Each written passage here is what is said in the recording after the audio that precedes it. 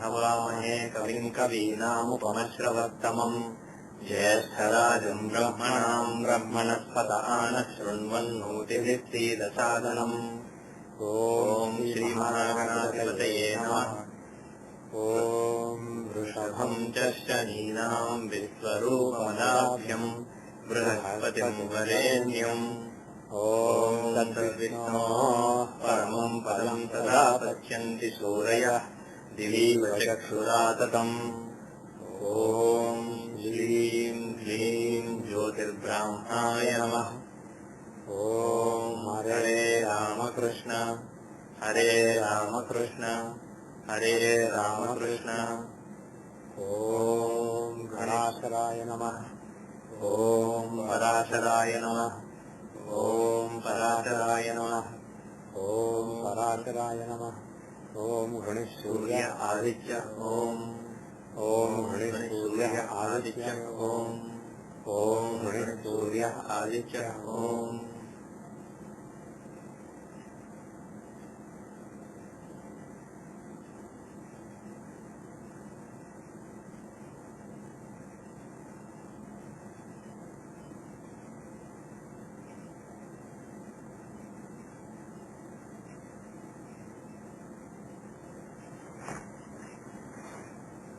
Okay, anybody has any thought, or shall we see the mail that is sent? Okay, I have. Okay, go ahead. You might have the data with you, sir. Okay. That's my younger brother's card. Yeah. Karthik is his name.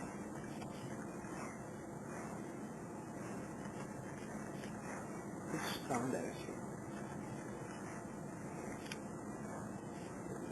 Yeah. November 29, 1985, 3:30:15 p.m. Indian Standard Time, Visakhapatnam, India. Yes. 83 East 18, 17 North 42. Yes. Yes, sir. The primarily questions are about. First question is about his marriage, sir. Mm-hmm. Yeah. There are a lot of charts that horoscopes that my mom and dad are looking into. Yeah. They wanted you to look into one chart that they were interested in. One specific chart, okay. Do you have the data? Yes, sir. Yeah, his name is right. Your brother's name? Karthik. The data is May 24th. May 24, 1988. 1988, 10:56 a.m. 10:56 a.m. Visakhapatnam. in Jagannatha Hora. Female. Yeah. That I did. And the second question is about his career stuff. I can ask a specific question when we are there.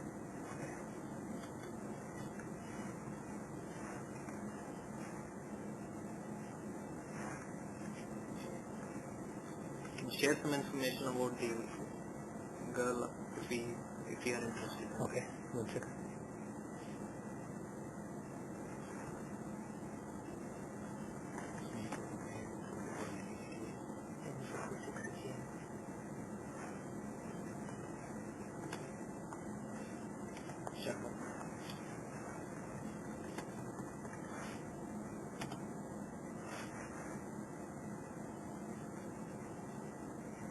Okay. So May 24, 1988, 10:56 a.m. Indian Standard Time, 5 hours 36 of GMT, Visakhapatnam, India, 8318 East, 1742 North. Okay. And we have to see whether this matches with the other chart. November 29, 1985, 3:30:15 p.m. IST, Visakhapatnam, India. Okay, let's see. First, let's use the standard procedure, which is, what is the nakshatra of the girl? It is Purva Falguni. So, in the boy's chart, you can click on this match button and then say, consider a bride for the native. And then Horoscope matching scope for marriage. Horoscope matching for the marriage. Yeah, that. Or you could just click on this button here. Yeah, that too. Icon. The boy and girl and they love a heart, pink heart in between, that button. You click on it in the boy's chart and select bride for the native, or if you click in the girl's chart, you have to look for a bridegroom then, and enter the nakshatra and pada of the bridegroom. So consider a bride for the native with Purvaphalguni nakshatra, and then the padam doesn't really matter. Purvaphalguni whole thing is in Simha, so you can enter anything, but it's first padam here, but it doesn't really matter. The pada is just to know the sign. Basically, we need the nakshatra and the sign, that's it. So, some nakshatras stretch across two rasis. In that case, which one it is, you need to know. That is why we ask for the, instead of asking specifically for the star, Rashi and nakshatra, we just ask for nakshatra and pada. But really what you need is sign and nakshatra. So, I entered Purvaphalguni first pada. Even if you enter second, third, fourth, you will get the same result. So, the score is 20 out of 36, which is basically average. So according to classical rules, it is an average match. Now let us see more carefully. Now,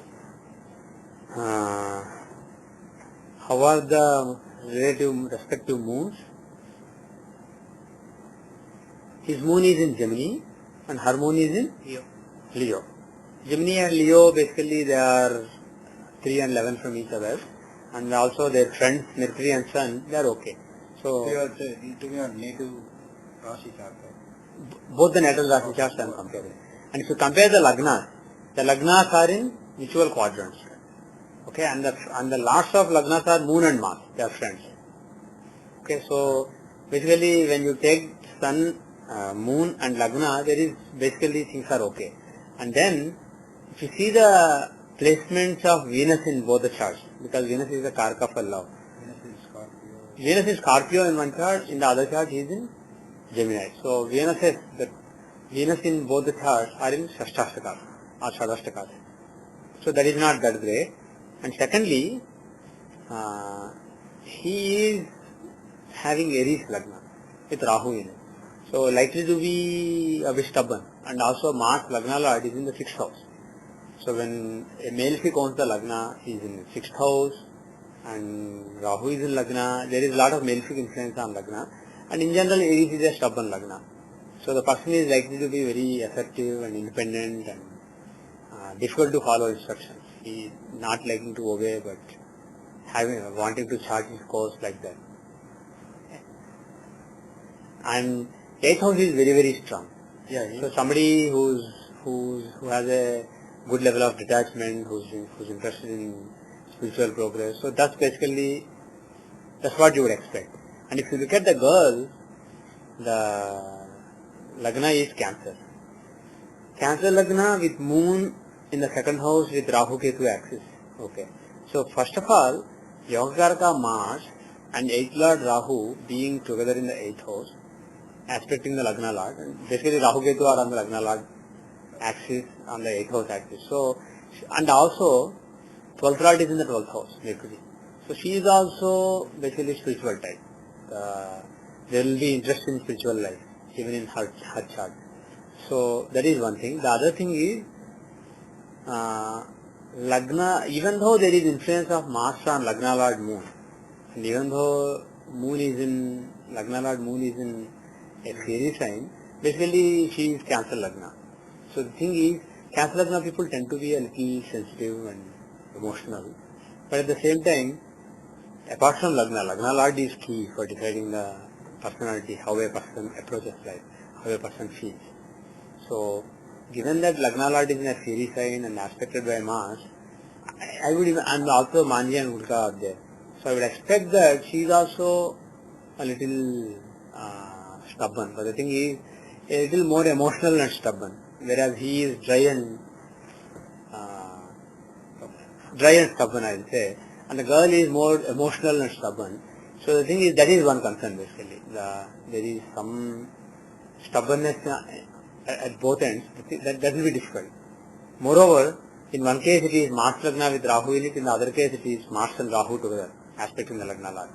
So Mars and Rahu combination is a very delicate combination, and such combination affecting the Lagna or Lagna Lord in both the charts, there is some hastiness basically, some hasty aggression in both of them, some inability to calculate and just jump into things. So that's of a little concern. And the other thing is, if you see, but Jupiter is very well placed in her chart, just like his chart. But in his chart he is debilitated. Here he is in a friendly sign. So there is excellent Jupiter strength. Overall, what I will say is, and both of them have a natural malefic in the 6th house, showing somebody who is a little, who gets things done or who is a little fighter basically. So given that classically also this is not really this is an average match, and even if you look at the basic personality as shown by the two charts, there also basically there are some areas of concern. So this is something that can be considered. So overall my judgment is this is an average match. This can be considered, but the thing is this is not really a great match that I will say okay go for it. So we don't check the Navamsha when you can, but the thing is that tells more about how the marriage will be. Like, but the thing is not necessarily with this person. Irrespective of who the person marries, how the marriage will be, you will get a sense from the Navamsha. But the thing is, had we been very satisfied with the Rashi, if it's an excellent match, then you can look at Navamsha and see, is she basically going to be happy in marriage, or are there any, what are the influences on the 4th house, how is the longevity of marriage, and what is the happiness from marriage. You can see all that. But the thing is, even in the Rashi chart, it's not really that great. It is an okay match, so we can basically ignore that. So, and I also have another chart. Yeah. The only thing I will say is, the person is basically inherently very spiritual, this person. So the thing is, if other things in life are not that important, if you basically need a partner for spiritual progress, then this can be considered seriously. But the thing is, when you get married because you want somebody to balance your strengths and weaknesses and take care of the material life along with you. You want a partner in the material life. You can also make some spiritual progress with you and not really bog you down in spiritual progress. You don't want to basically use that as the main criterion for marriage. But that is one criterion where this chart is very, very nice. He is interested in that aspect of that aspect is nice, but the thing is, there may be other areas where there are some concerns, so there may be some tensions, etc. I talked to him about the 5th Lord in the 8th house, and 5th Lord is progeny, and so that is also there. Ketu, moon and everything. Actually, the thing is, for children, see the 5th Lord from Lagna as well as 5th from Jupiter. That is what Parasara said. Even the 5th from Jupiter is not that great. The Lord is basically, 8th Lord Ketu is there. So in one case, 5th Lord is in the 8th, the other case with the 8th Lord. In the other case, the 5th house contains the 8th Lord.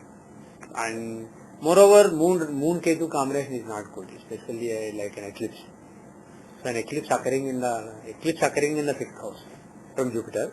And from Lagna, like you said, 5th Lord is in an unical place in the 8th house. So that is also an area of concern. In one case, 7th Lord in 8th and this other case, another, the girl case is 7th Lord in 6th house. The same case with my brother. All his 5th Lord, everything is in 8th house. So I was just trying to match everything. Exactly. At least that's a good idea. So overall, I'll say this is an average match. Not really. You can wait basically. Can we look at another similar match? Yes, sir. Okay, tell me the data. May 1st. 1 second. So he seems to get a lot of May people because already there was a match saved here which is also May. Oh, I see. Okay, let's see match 3. One of my friends, I have like 100 matches for him in my computer. He went through 100 horoscopes. But finally he found a really, really nice girl. He's very happy. We visited him last year. Anyway, let's see. So data is May 1st. 1991. 1991. 4:45 p.m. 4:45 p.m. Hyderabad. Okay.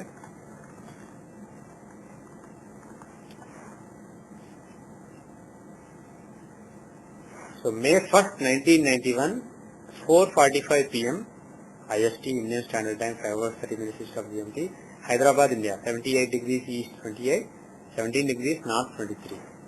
Okay, so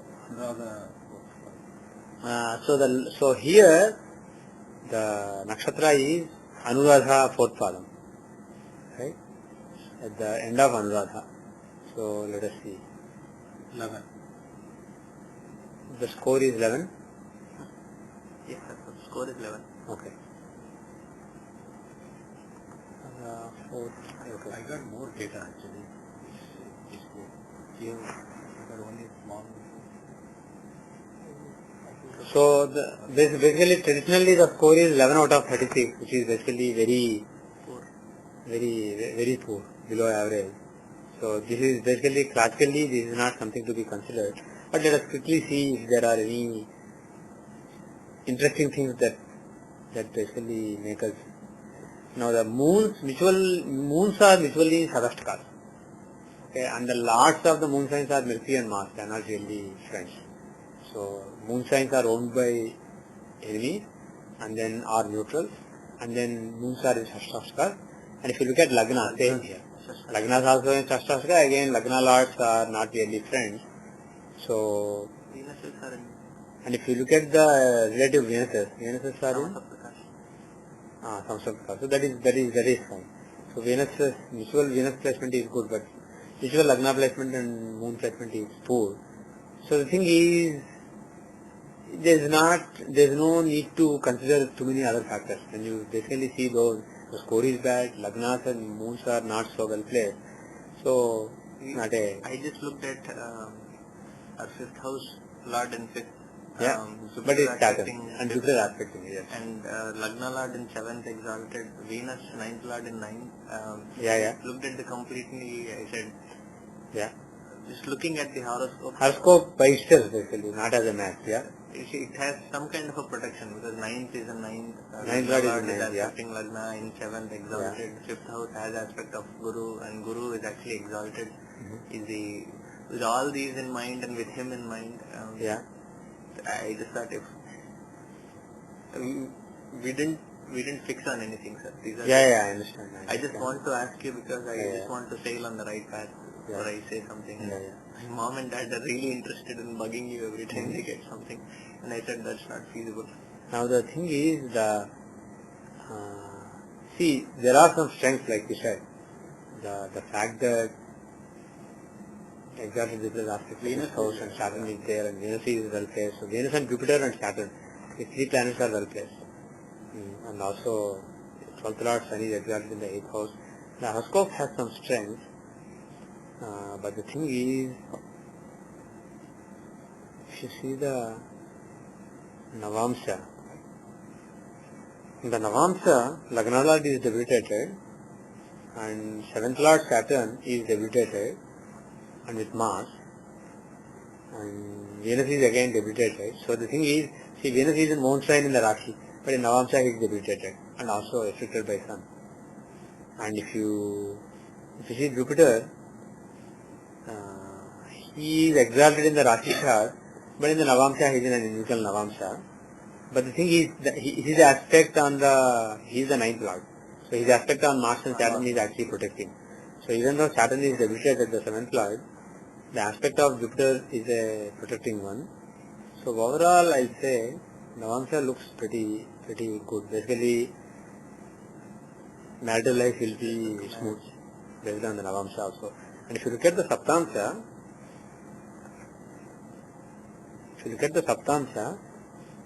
Lagna Lord and 12th Lord have a mutual exchange. Lagna Lord in 12th and 12th Lord in Lagna. That's not really a good combination. And then the 6th house contains Ketu, which is not really great. Even though Ketu is 4th Lord here, basically Ketu is not a planet you want in the 5th house, in Saptamsha. But the good thing is 5th Lord Jupiter, even though he is in 8th house, he is actually in own sign. So Jupiter's protection is there.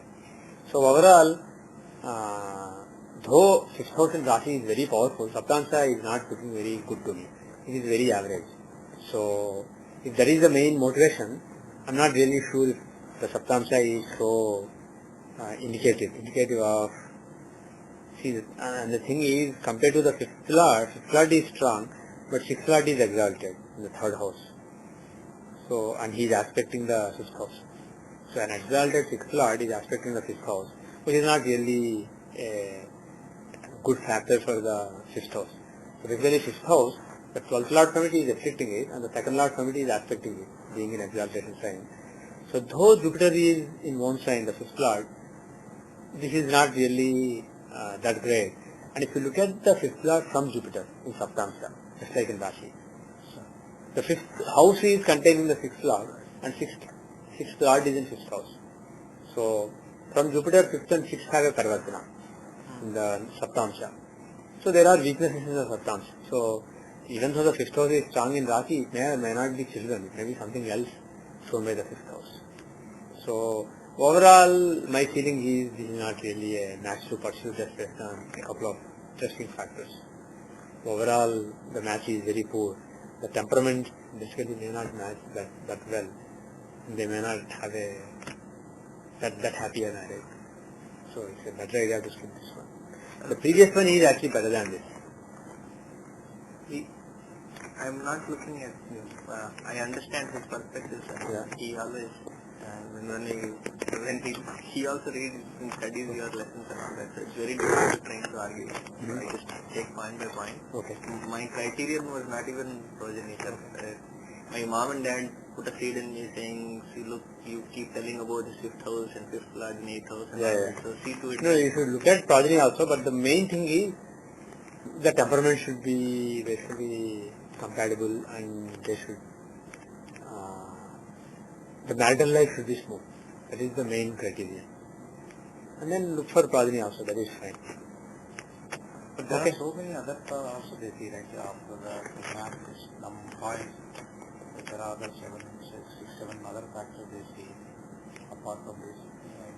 All those 6-7 factors are combined into this Gunanka. Okay. This is actually broken down into several categories. I see. This is basically the combined score. Okay. So basically based on that, this is actually quite poor. Yeah. Quite a poor. But the thing is, we use only moon there. Basically moon is the mind, right? We don't look at Lagna at all. But the thing is, Lagna also matters. Lagna is your personality, how you conduct yourself. Moon is how you feel, but Lagna is how you conduct yourself. So that is also important. So you can look at the links between Lagnas. So, but the thing is that way also is not really that strong. So you can take it easy. And now a couple of questions are extending the marriage thought. Yeah. When will you think we can actively pursue, or my mom and dad can Pursue matches? right? Or when will it? There is a good chance of happening. Okay, let's see. Let's just see the Vishwatri of the Rashi chart. The Jupiter Dasha is running right now, right? Yes. And Jupiter is in the Rashi chart. Yeah. Right. I almost, Yeah, Jupiter Ketu. So, Ketu is in the 7th house. Right? And Jupiter, he is in the 10th house. Does he have any link with the 7th house? Not that much in the Rashi chart. He doesn't really have a link with the 7th house. What about Navamsha? He has aspect on the 7th house. Right? Yes, sir. He has an aspect on the 7th house, Jupiter. And he is the 5th lord. So 5th lord aspecting 7th house is actually it's a good combination basically. 5th lord aspecting 7th house can give marriage. So Jupiter Dasha does have the potential to give marriage. And then Ketu Antardasha is running right now. And can Ketu give marriage? He's in the 7th house in Navamsa. Yeah. And he's in the 7th house in the natal chart also. Yeah. But he's the 8th lord, which might show. Yeah. In the Rashi, though he is in the 7th house, he is not really that strong an indicator of giving marriage. But in Navamsa, he is the 4th lord in the 7th house. He is not particularly strong, but he can give marriage. Based on Lagna, from Lagna, he is well placed. Only problem is from the Dasha lord, because this is Ketu Antardasha is Jupiter Mahadasha. From Jupiter, Ketu is the 5th lord in the 9th house. So that's not really that conducive to giving marriage. He is basically the 6th lord. The agenda is to delay the marriage or give a break in the marriage if I'm already married. His agenda is not to get married. Whereas if you look at Venus, how is Venus from Jupiter and from Lagna? From Lagna, if you see, We are saying from Lagna, Navamsa or Rashi? Navamsa. I mean, in Rashi, Venus is the 7th Lord. So, and anyway, he is Karaka. But see Navamsa. Third, 10th Lord and 12th. Third and 10th Lord, yeah. Does he have any link with the 7th Lord? He is Karaka. So he can give marriage, but does he have any link with the 7th or 7th Lord? Does he aspect the 7th or 7th Lord?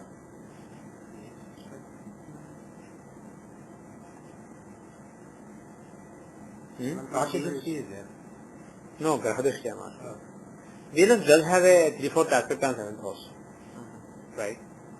Venus is in Cancer, 7th house is in Aquarius. And if you actually quantify it, you have 71% aspect. So Venus has 71% aspect on the 7th house.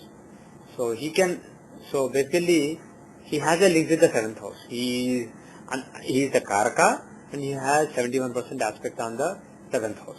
And if you see from the Dasha Lord Jupiter, how is Venus under this? He is the 5th Lord in the 2nd house. So he is a good planet basically. So he can give auspicious events. So within Jupiter Mahadasha, Venus Antardasha is a good candidate for giving marriage. So let us see. And how are the transits right now? Right now, Dasha Lord transit is very important. So see Dasha Lord transit.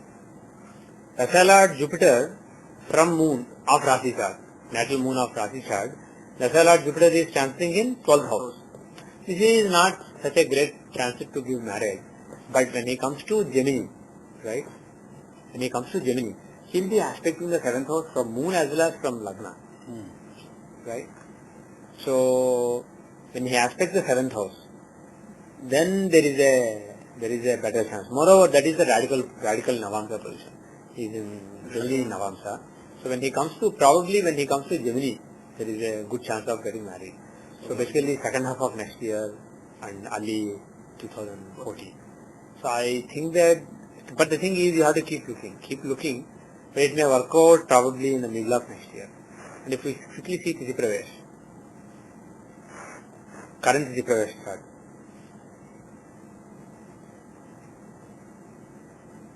This is the current Tithi Pravesh chart. This is November 30, 2012. Are there any indications of marriage? Hora Lord is in 7th house. Rashi. Hora Lord is In 7th house. Mars. He is in the 7th house. Okay? The 6th, 11th Lord. He is the 6th and 11th Lord. He is in the 7th house. And the 7th Lord Jupiter is in the 12th house with Ketu. And if you look at there are possibilities, but nothing really is standing out, saying, wow, look at this, like that.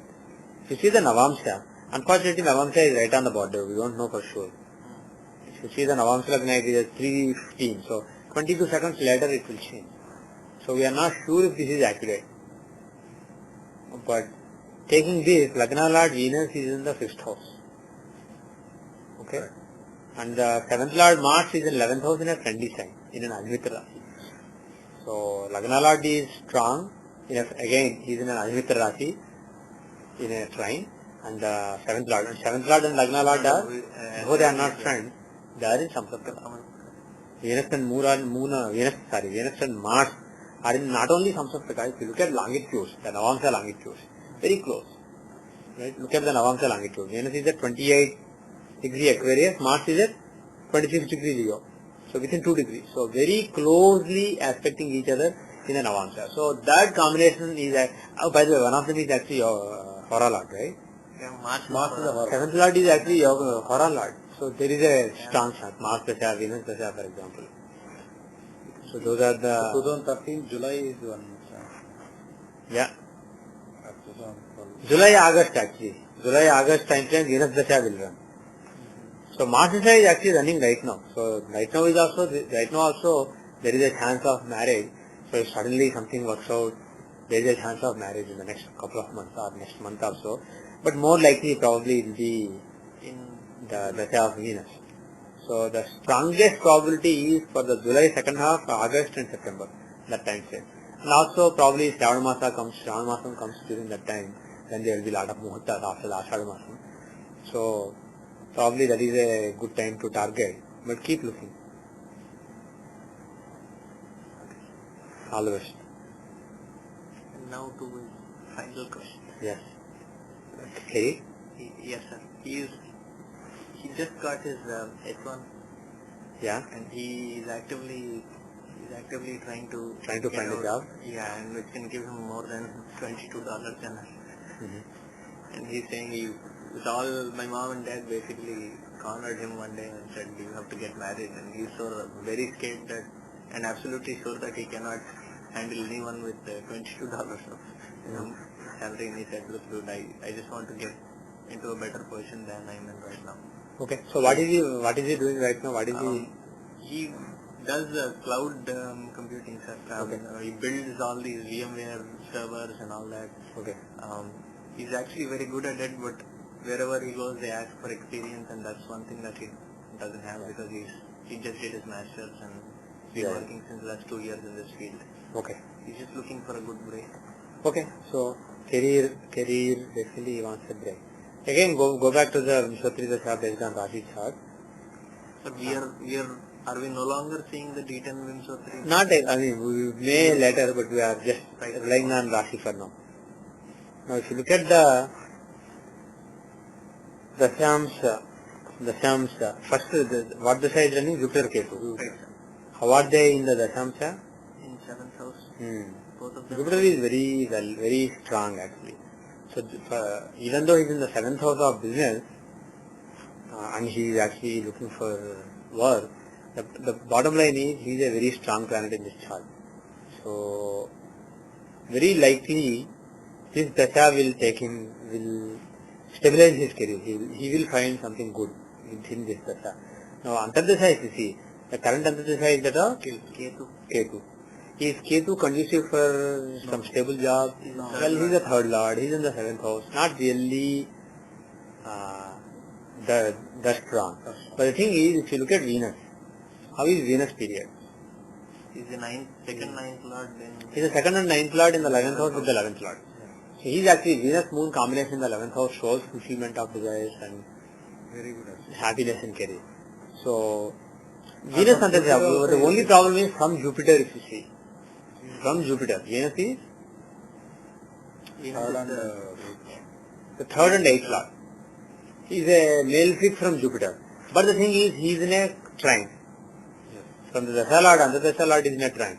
So usually when the Antardasha Lord is in a trine from Dasha Lord, he gives auspicious developments. But the thing is, it will come either through 3rd house or 8th house related matters. So either a contract kind of job rather than a permanent job. Either that or something totally unexpected. Or something that will require a big move or something like that is possible because of the fact that Antardasha Lord wants 3rd and 8th from the Dasha Lord. But the thing is, bottom line is, Jupiter is well placed in the chart and the Antardasha Lord Venus is quite well placed. So this Dasha should this Antardasha, when is it coming? Soon? January 15. So January 15 and it is for a couple of years, 2.5 years. So this period should stabilize his career. So I think my feeling is that Jupiter Venus will stabilize his career. Is he okay with whatever he is doing, sir, or does he need to?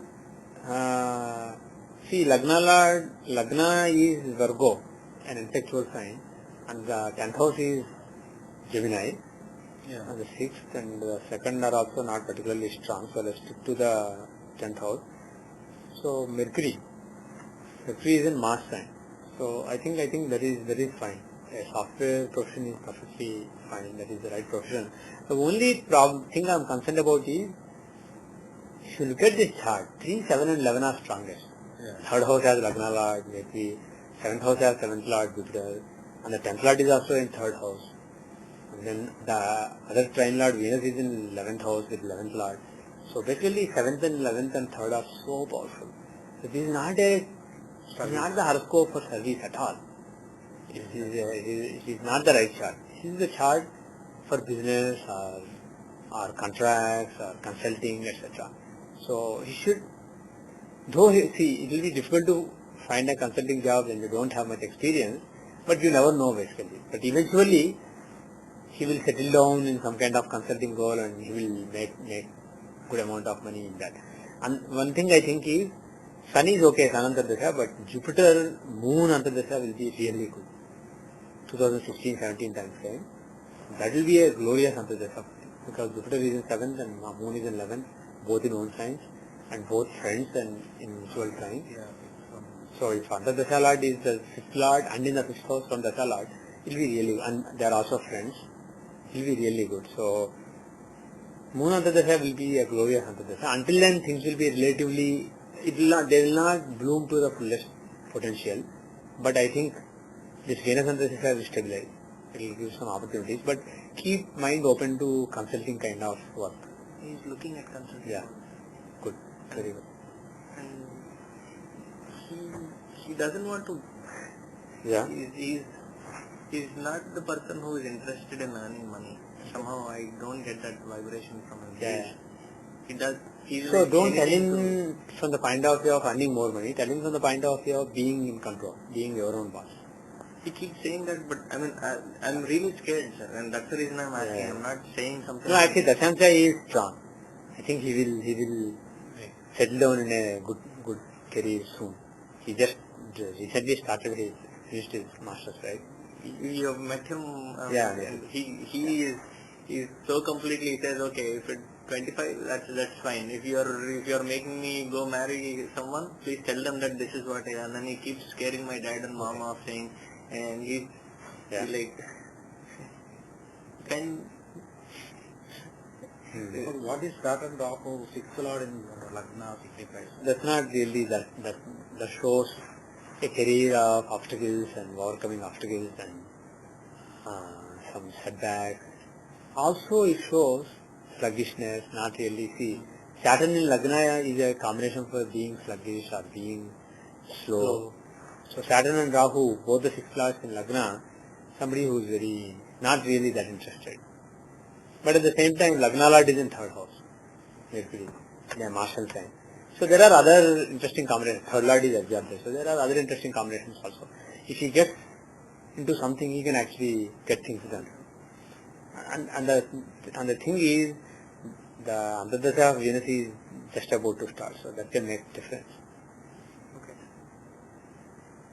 I'm asking him to. One thing I suggest is the 10th Lord in the 10th Lord in the Dashamsa, he is Mercury, and he is with Sun in a martial sign.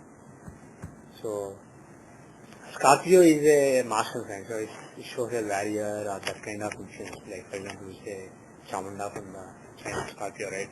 And then Mercury is the 10th Lord. Mercury shows Vishnu, and Sun shows Rama. So combining everything, basically a warrior god. Rama is a warrior god. So basically worshipping Kodanda Rama is a good idea. Basically Rama, the warrior, with the bow. Rama with bow basically. Worshipping that form of Rama as Kodanda Rama, that may be a good remedy for better career. Not just specifically now or it's not the Dasha, this is basically static prediction, static recommendation based on the Dashansa chart. So that is one thing he can do, worship Rama. You can go by the sloka, sir. Namah Kodanda Hastaya Sandhi Kruta Saraya Ganjadakla Daitya Ramaya Punyavara. Yeah, that's perfectly fine. So all the best. Thanks, sir.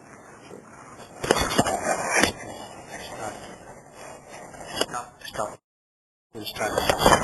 Okay, we'll see a chart. The data is September 13, 1960, 6:25 p.m.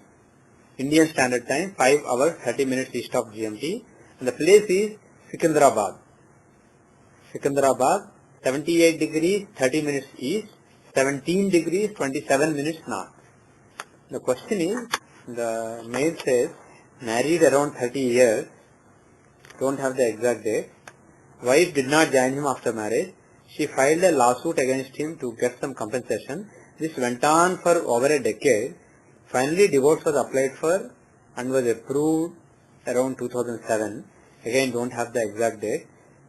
Question is, he wants to get married now so that he will have a company and wants to know if this can be a successful marriage and if he should go in for marriage or not.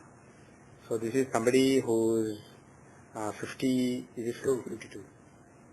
years of age. Okay. And he wants to, and he recently got divorced from the first marriage. 2007 he got divorced. Right? He got divorced, 5 years back. And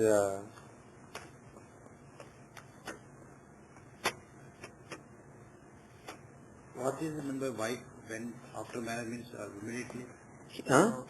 Wife did not join him basically. He got married in early 1990s, from what I understand, around the age of 30 he said, so 1990. But he got 10 years of education and finally they applied for divorce.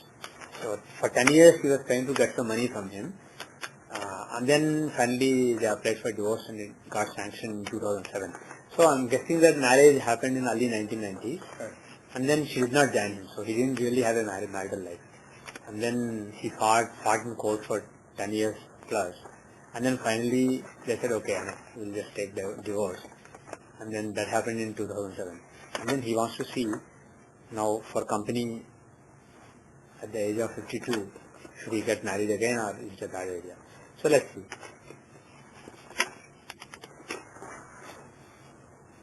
First of all, in the Lagna, by the way, is on border. This is on the border of Aquarius and Pisces.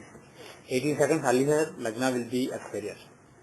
So we don't know if Rashi, even Lagna in Rashi chart is Aquarius or Pisces. Okay. Now, let us consider both. And then same with Navamsha and then we'll see. So, if it is Aquarius, 7th Lord is in 7th house. Though there is Rahu. With Rahu, but Lagna Lord and 7th Lord are together. And 7th Lord is strong in his own house. So, it would have been actually not this bad. Because he pretty much didn't have any marriage, from what I understand. On the other hand, if you take the Pisces Lagna Lord, not Lagna Lord, but the 7th Lord is exalted in the 7th house. But with debilitated 8th Lord. Again, but Venus is Karka for marriage, even though he is 8th Lord. And Mercury is friend of Venus. So, when they are together, most likely, Venus being Karaka of marriage and Mercury being the owner of the house of marriage, they can't really mess up the marriage so badly. But at the same time, 6th house being very powerful with Sun Rahu combination, very powerful and also very afflicted, can show lot of fights and quarrels and litigation. Now let's go, but this is overall. This is Rashi. Let's go to Navamsha now. So in Navamsha, the Lagna is Cancer or Gemini, right? If you take, let's consider both. If you take Cancer, then the 7th Lord, Sun is in 3rd house with a in friendly house. Saturn in 3rd house. Yeah, 7th Lord Saturn is in 3rd house in a friendly sign, aspected by his friend. So it's not that bad. And the Lagna Lord Moon is, though he debilitated, he is in a trine. Yeah. And he is in a Admita Rashi. So this is not that bad basically. Lagna is powerful, 7th has no serious affliction. Though Mars has aspect on the 7th house, he is actually Yokarka. Though there is a Rahu Ketu affliction on him, he is a Yokarka. So it's not that bad. So probably this is not right. Now, how about Gemini? If you take Gemini as Lagna, Lagna is blessed by the 5th Lord's position.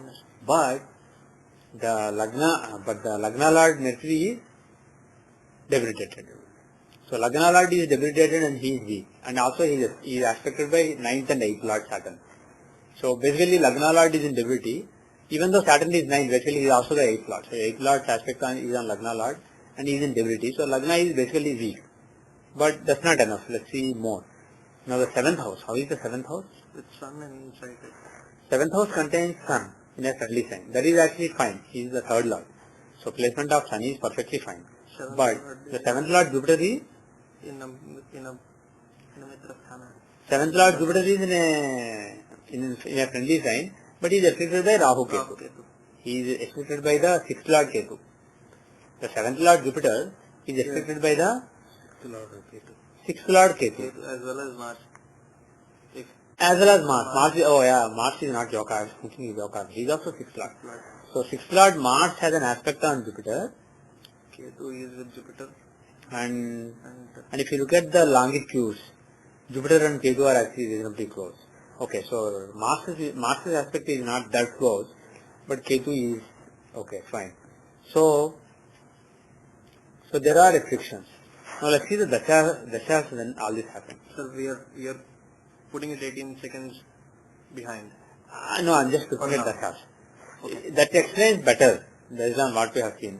Basically, Aquarius Lagna in Rasi and Gemini Lagna in Navamsa explains what we know better. But I haven't still changed. I'm going to see the Navamsa, Vimshotri Dasha and see which one explains the breakup in this period. Most of the thing happened in Saturn. Yeah. So Saturn Dasha was basically the Dasha of trouble. But Jupiter did give marriage. But after that, problems started. So if you take the Gemini Lagna in Navamsa, Jupiter is indeed the 7th Lord. Right. So he can give marriage. But the thing is, soon after marriage, wife did not join him, and then basically all the problems started.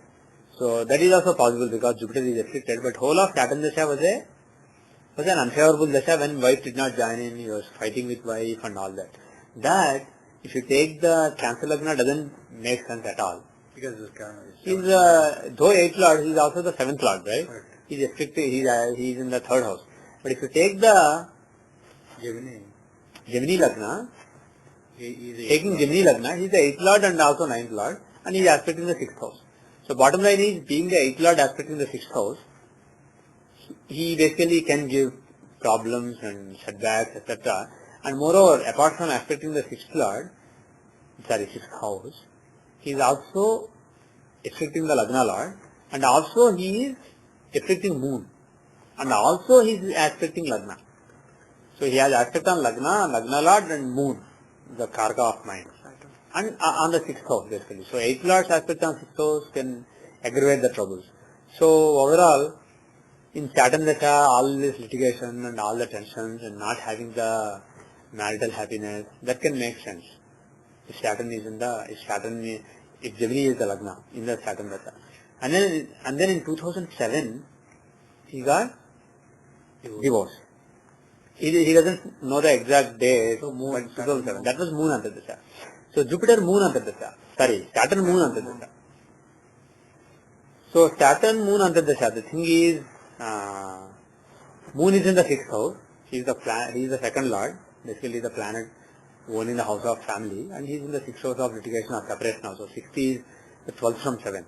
Taking the 7th house as Lagna, he is basically in the 12th house from it.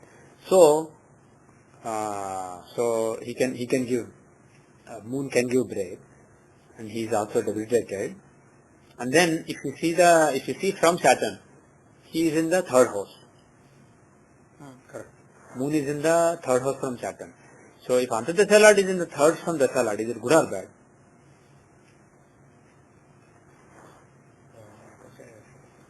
Well, it depends on whether he is benefic or malefic, and is Moon a benefic or malefic here? This is a question now me. So he is a malefic. So Moon is a natural malefic here. So natural malefic in the 3rd, is it good or bad? Good. It is good unless he is debilitated. See, natural malefic in 3rd or 6th is good if they are not if they are either strong or normal or exalted, etc. But if they are in debility, that's not really good. Then that's equivalent to bad side of good. It is basically what you are saying is that the reason a malefic in the 3rd is good is the malefic is basically malefic make you forceful. They give you more energy, more fire basically. They make you do things. But the thing is, debilitated planet, based on our original energy, exalted planet is like somebody at the favorite party. And debilitated planet is like somebody who is very unhappy where they are. So the thing is, especially when you are talking about houses like 3rd and 6th, which are the houses of active role, active play, debilitated planets are no good basically. So, even though Moon is a natural malefic, basically his debility makes his placement bad. So from the Dasha Lord also his placement is bad. And from Lagna anyway his placement in the 6th house in stability again is bad. So overall he can give break of marriage if Gemini is the Lagna. Whereas if you take Cancer as Lagna again, just as Saturn Dasha doesn't explain all the struggles, Moon the Lagna Lord in 6th house, though in debility, he cannot really give break in marriage. He can only give maybe some tension, but he is not that bad actually. So, yes. Sir, keeping Cancer as is, Okay. Saturn is the 7th And as well as the 8th Lord. But he is in 3rd house. The thing is, if 8th Lord was in 12th, let's say, then the Moksha Trikona influence would have played better role. But the thing is, he is the 6th Lord in 7th Lord in the 3rd house. So basically, he is linking two Kama Trikonas. Okay. So that angle will be strengthened. Right. And moreover, forget about the Dasha Lord. And secondly, he doesn't really have much to do with the 6th house, which is the house of separation. And then, Moon Antardasha. From the Lagna, Moon is Lagna Lord in 5th house. He absolutely doesn't show. Saturn can be justified for separation, but not Moon. Though he is in debility, he is in a trine and he is Lagna Lord. So, looking at the events that we know, it makes sense to shift the time. So let's go to the previous.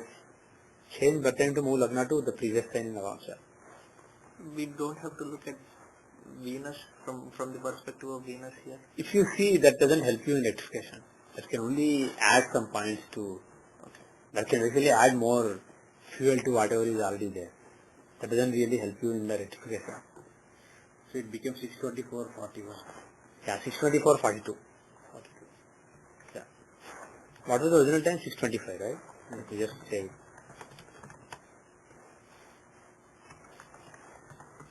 Check now. So, I can cut and paste. I was thinking I can cut and paste this.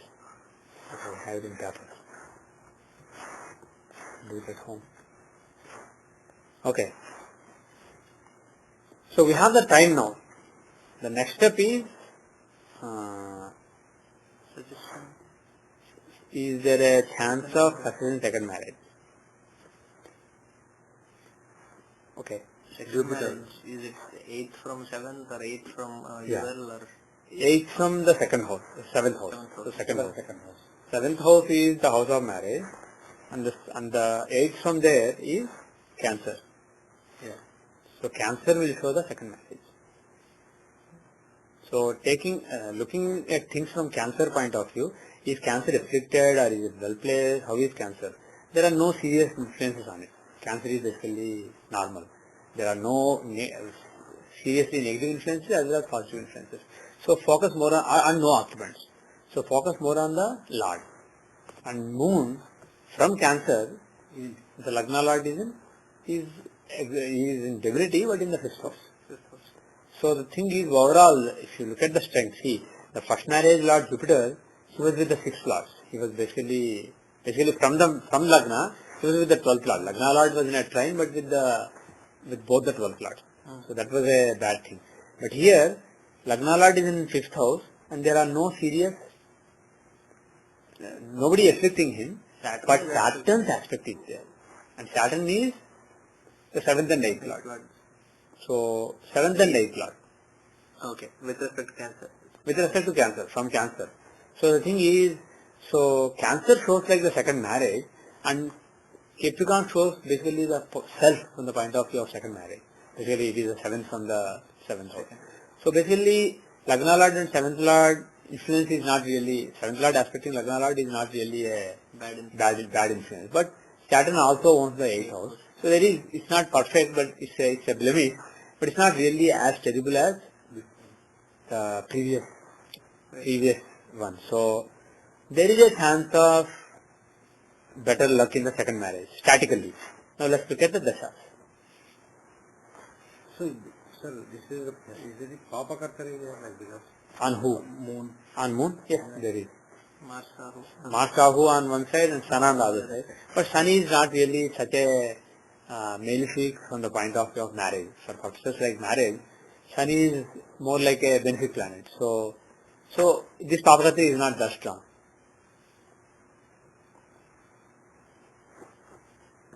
Okay. So what else is there? The dasha. So the dasha running still is Shani Mahadasha. Saturn, Jupiter. Yeah. It's going to be Saturn. He is in Saturn Jupiter. How is Saturn Jupiter for this for the possibility of second marriage?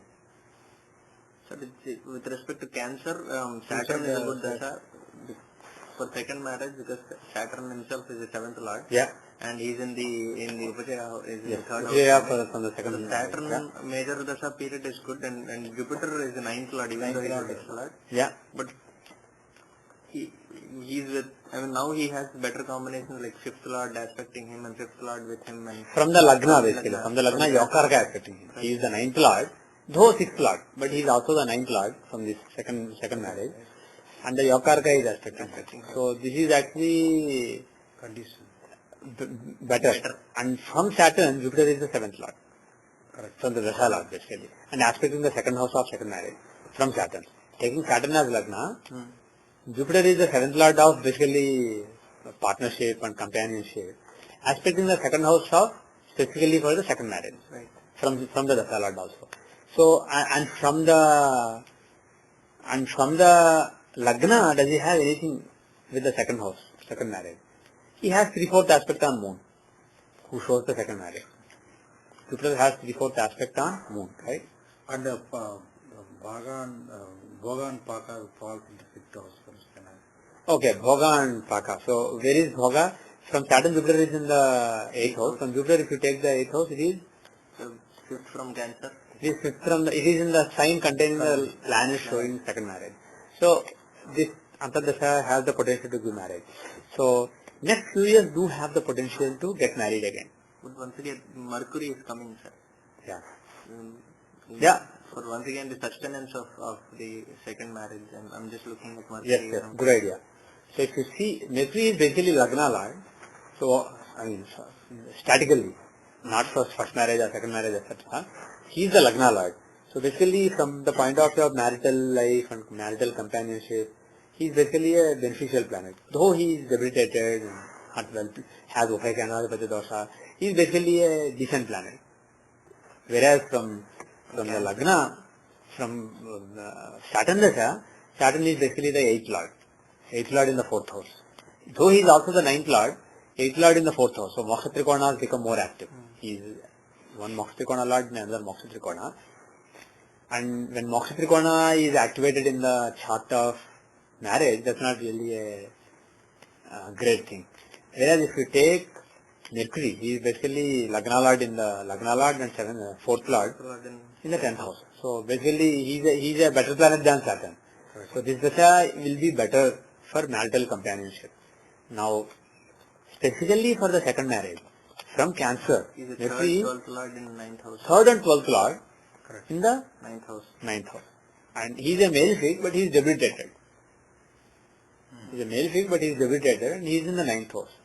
And so it's a mixed dasha. It's not a great dasha, at the same time it's not a terrible dasha. It's a mixed dasha. But the thing is, Saturn is aspecting him. That's not really bad here, because they are the 8th and 12th lords. 8th and 12th lords being in Samsarika is not bad. But the thing is, Mercury is in a trine. See, Saturn is in an Upajaya. Saturn is in 3rd. But Mercury is in a trine. But the thing is, he is debilitated. So being in a trine in debility is not really like being in a trine. So the thing is, because he is debilitated, though he is in a trine, it's almost like a Viparit Rajyoga. The 8th and 12th Lord Samsarika, it's almost like a completely functional Viparit Rajyoga. So I will say that from the point of view of second marriage, both Saturn Dasha is good, but Mercury Dasha is probably slightly better.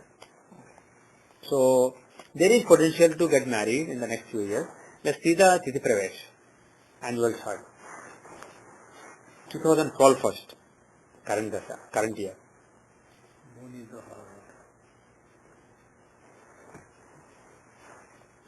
the Ruler of the year? Moon. And then he is in the 8th house. 8th house with Venus, okay. And then second house of marriage. Lagna, how is it? Lagna Lord is exalted and aspect in the second house. With Venus, sir. What? I'm looking at Navamsa directly. Okay. Sorry, sir. Yeah, because second house for second marriage is in Navamsa, not in Rasi. So, second Navamsa, Lagna Lord is an exaltation and is aspecting the second house of second marriage. And how is the second Lord? Saturn is exalted. Yeah. In the 11th house. Yeah. With Mercury. Yeah. The Lagna Lord.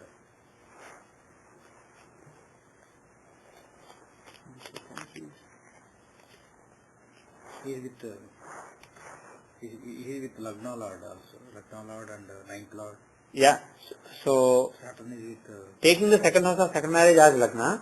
Lagna Lord is in a quadrant in exaltation, but he is with the 8th Lord, but 8th Lord is debilitated. That is good in a unfriendly sign. And 9th Lord Mercury is also there. With Mercury who is the 9th Lord. Now the thing is, the other factor is, the 6th and 8th Lords are with Lagna Lord. 6th and 8th Lords with Lagna Lord in a Kendra, that is Upitra Yoga. You remember, right? If two Dusthana Lords are together in a Dusthana, that is a Upitra Yoga. But if they are together with the Lagna Lord in a quadrant, that is an even better Upitra Yoga. For example, we were saying that Obama has it, and then PVR Narasimha Rao had it, we were discussing earlier. Like Lagna Lord Mercury in 10th house with Sun and Mars, the 8th and 12th Lord. Just here, from the second house as Lagna of second marriage. 6th Lord Mercury and 8th Lord Sun are together in a quadrant with Lagna Lord. And Lagna Lord should be strong for such Viparita Raja. And he is strong here. Same in the other charts that we saw. For example, PVR Narasimha Rao Mercury is in own sign, Lagna Lord. So the thing is, this is actually, they are giving a Viparita Rajoga from the second house. And who we said is the ruler of the year? Moon doesn't really have much to do. But the thing is, no, actually he does. From Cancer, he is the 7th Lord. So the thing is, probably Saturn Dasha, Moon Dasha, Jupiter Dasha, these are the possibilities. There is a possibility of getting married during this year. 2030. Yeah. So there is a possibility of getting married.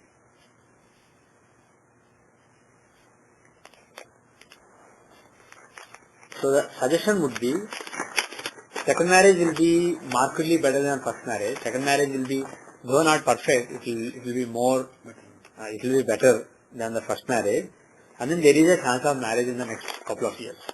So it is a good idea to consider the possibility and go for it. So that will be the reply to Seshu's question. Any other points you want to say? Any remedies?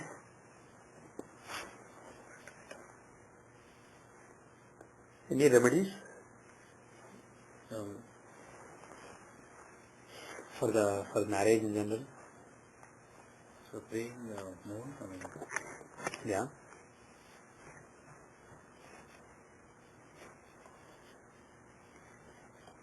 Who is the key planet in the Navamsa? In the natal Navamsa. In the natal Navamsa. When it comes to protecting the Cancer or protecting the second marriage, or in general, for giving marriage, protecting marriage, etc.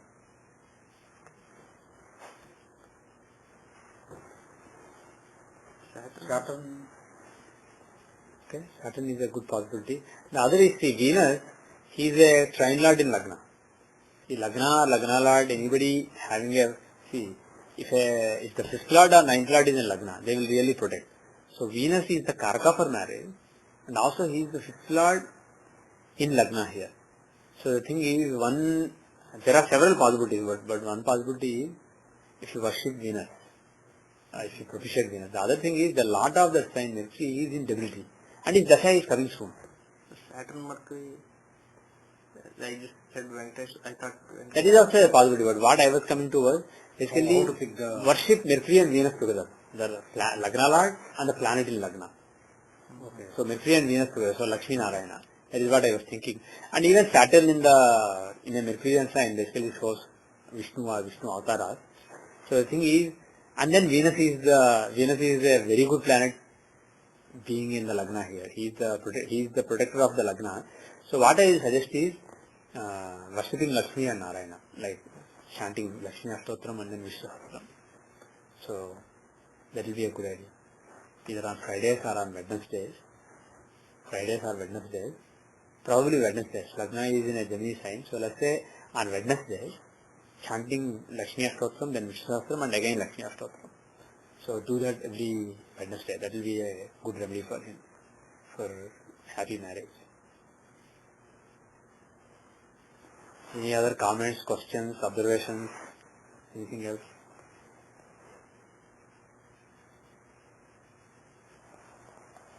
Okay. We will see the second chart coefficient in the next class.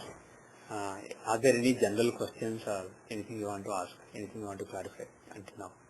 Not specifically this chart, but in general.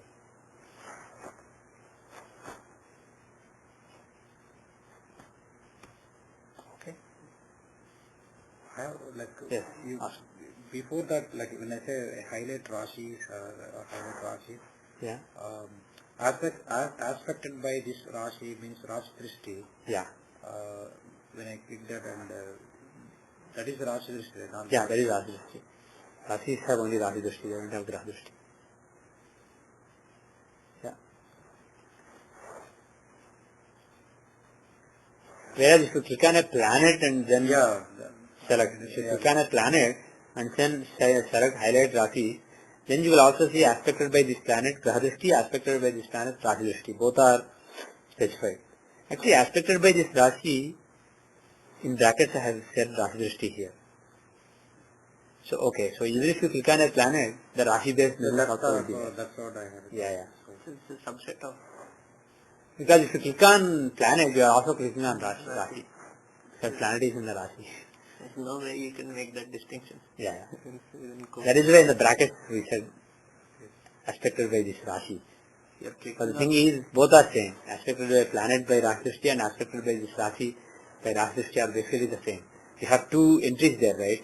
Aspected by this planet in brackets Graha Drishti, aspected by this planet in brackets Rashi Drishti, and aspected by this Rashi in brackets Rashi Drishti. There are three menus, but the thing is, two ones are same. Last two are the same. But the thing is, the first two will be selected only if you also click on a planet. The last one will be selected only if you select on just a sign without any planet anyway. Any other questions, comments? Yeah.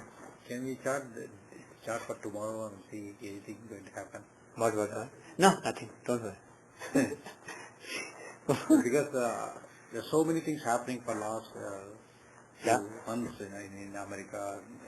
Not months actually. For a few years, there are interesting patterns. For example, if you see, man-caused climate change is a fact. People may fight about it. People have vested interest. So some scientists say it's a fact. Some scientists will say, well, you don't have conclusive evidence. You are just fudging the facts. There may indeed be some fudging of the facts. People may be in a hurry to convince others, so they may fudge some facts. The facts are on their side, but they fudge them to make them more convincing. And then, so that is also there, unfortunately, on the side of the scientists who support climate change, who think that there is a clear climate change. So it's all muddied, waters are muddied. So some people will say, oh, you guys are fudging the facts. And then they ignore the real facts, which are not fudged by anybody, which are so clear. Because they want their standard for proof is actually much higher. They want to convince themselves only when it is so clear that we messed up climate so badly that nothing can be done, which may be too late. So bottom line is, because of the climate change, there are all kinds of weird weather patterns. In places where there isn't much snow, you see so much snow. In places where there is a lot of snow, you see so much heat. You see record levels of drought, for example. Almost half of US was classified as a drought area in this year. And then the production of the agriculture suffered very badly. And then if you look at, for example, something like tsunami, if you look at earthquakes are not really striking more frequently, but the thing is, there are more earthquakes in population areas where there are population, and also big earthquakes, 8+, 7+ earthquakes are probably happening more frequently in areas where people live these days, and they get reported. And then, but the thing is, that probably has nothing to do with climate change. But if you look at things like tsunamis, the statistical probability is once every 1,000 years or 800 years, a small tsunami is possible. But we have seen big tsunamis within 5 years. We had one in India, Indonesia area in 2000 something, 2006 or so, if I remember right. 2007, sir. Yeah, that time, 2006 December. Actually around this time, it was on Dattatreya Jayanti, which is in a few days. So, and then last year, I think, was it last year? Yeah, last year, 2011, February, March time frame, there was a tsunami in Japan, where nuclear disaster happened. So the thing is, tsunamis within 5 years is almost statistically unlikely. So there are a lot of extreme weather events happening across the world, not just in US. But the thing is, if anybody thinks that all this is pointing to the world suddenly ending tomorrow in some big explosive event, that's just nonsense. Moreover, even with this really bad climate change going on, even if we don't mend our ways, this is not going to result in Earth suddenly one day evaporating. This is going to result in drought becoming worse and affecting more parts of the world. People not having enough food to eat. It won't happen in a day. It will slowly become worse and worse. Of course, it may explode. I mean, compared to the drought this year, maybe 3 years later, there may be even bigger drought. But what I am trying to say is, it won't be a 1 day or 1 month kind of event. It will be a long event. So over the next 20 years, a lot of people may die because they don't have enough food, unless we change our ways. There may be more people in hunger. And then when people are hungry, they don't have food, obviously they will do crazy things. So world is not used to crazy things for the last 100 years, relatively. Before that, if you look at history, a lot of crazy things happened. So many revolutions, so many weird things happened. But the thing is, we are in a phase in human history where things are relatively stable and you know what to expect, and no big changes that change the course of history happen. But they may happen. If you push human beings to a corner, these things can happen. So they can be, some big countries may fall, they may become not so powerful anymore, like UK is now. It used to be, UK controlled 90% of the world at some point of time, and now nobody gives a damn to what they think. They're a big player still, but they are not like, they don't control the world anymore. US was in that position. It still probably is, but maybe 20 years later US won't be.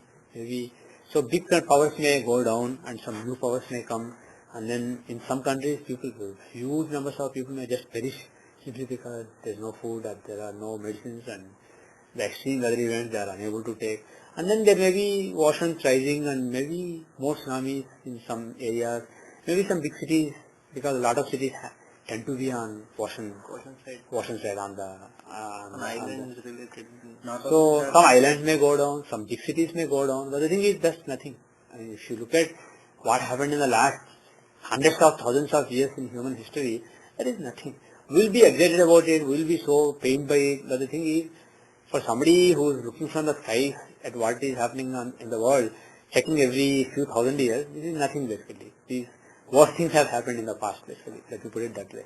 So the bottom line is, all this thinking that, all the events of the last few years or last few months are pointing to something big happening, I think that's just nonsense. There's no need to too much of doomsday preparation. I mean, the better will be, there's nothing one person can do actually. You and I cannot do anything. Better will be to convince the world and people around you that climate change is real and human beings have to be more responsible. Don't abuse natural resources. Be very responsible with natural resources. And then reduce the use of technology, especially which is not beneficial to the environment. For example, all these greenhouse gas emissions, etc. So reduce those and decrease the dependence on all these machines which release so much toxic chemicals into the environment. So I think that's basically what we can do. And then depending on what we do, either the kind of lifestyle we are used to with some small modifications will continue for a few more hundreds of years, or this will be drastically replaced maybe 30 years from now. This will be drastically replaced by a different lifestyle and different way of living and different culture. So bottom line is, what I see is, there is basically from 2001 till probably 2020 or 2030, these 20-30 years is a period of slowly change coming, and then it's becoming drastic, and then big changes in the world. So this is from a long-term point of view. I don't think 2011 is 2012 has any significance whatsoever. It just happened to be in the Mayan calendar because they had these 20-year multiples, 4,000-year multiples, and then that calendar ended at that point of time. For example, if you look at Sisasmaris, if you look at Jehora, we support planetary positions up to 5400 AD. Doesn't mean in 5400 AD world will end. Jagannatha Hora doesn't say that in 5400 AD world will end. It just can't calculate after that. In order to calculate, it needs to prepare estimaries for it, basically. Extrapolate and prepare the estimaries. They did extrapolation only till 2012 AD. That's it. It means nothing. Actually, if you ask me, more than now, 2015 is a very, very important year. I won't go through it now, but the thing is, you can look at the New Year charts, etc., and see 2015, 2016. Those years are far more interesting to me. I expect those to be 2015, 16, 17, basically from 2015 to 2020, to be the years of drastic change compared to now. This is nothing basically. Bottom line, the world is not ending, world will continue, but world will continue to be messy, and do whatever you can do as a responsible citizen of the world. But individuals like us have very limited scope. But you can pray to God to increase peace in the world. Also on Friday's incident, I was listening to like your mundane in an Ugadi time you said after Diwali people's mind won't be happy, something like that you were indicating in US especially. Right, but that kind of readings, right, they can be interpreted irrespective of what happens. I mean, there may be so many events that make people disturbed. But the thing is, one thing is true, this particular incident, it disturbed a lot of... It really disturbed the minds of people. And for a reason. These are like 6-7-year-old kids. But the thing is, if you actually look at the New Year chart of US, there will be some links. We'll probably do it in the next class. If you look at the lunar New Year chart of US, there will, and the calendar chart, there will be something that will show up. But the thing is, this is really insane. And my only hope is to look at the positive in this terrible event. I was hoping, when this happened, I was hoping that maybe this will be the one that tilts the balance. Because until now, whatever terrible event happened, the gun control never really took off. People were like, whatever. Because the gun lobby is so powerful. The NRA, National Rifle Association, is so powerful. They spend so much money. They have like, I think, 4 million or 5 million subscribers, gun owners. Actually, gun owners are like 50 million or some in US. But 4 million members of that organization who put money in it. So they have lots of money.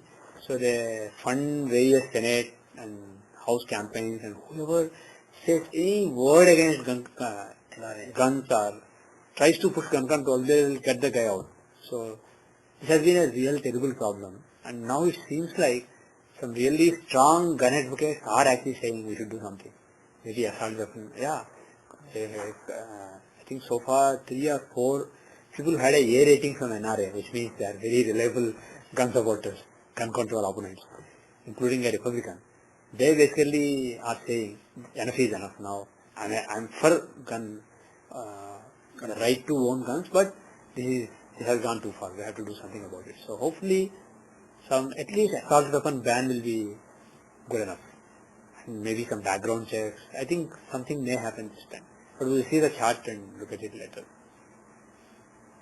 Any other questions, comments? We'll see next class. Because of the interest, we'll see US, India, lunar New Year chart, we'll see in detail. And by the way, next week, it will be shutdown week for us. There won't be work, so I'll be home. So we'll not have the class next week. So we'll meet in the New Year. So Merry Christmas, Happy New Year, Happy Dattatreya Jayanti. 23rd, sir. 29th, right? Dattatreya Jayanti will be 27th also. Check the Purnima basically. The Margazar Purnima. I don't think it's 29th. It may be actually. It may be. Purnima day. It's Purnima day. Actually, we can quickly check. 29th you said.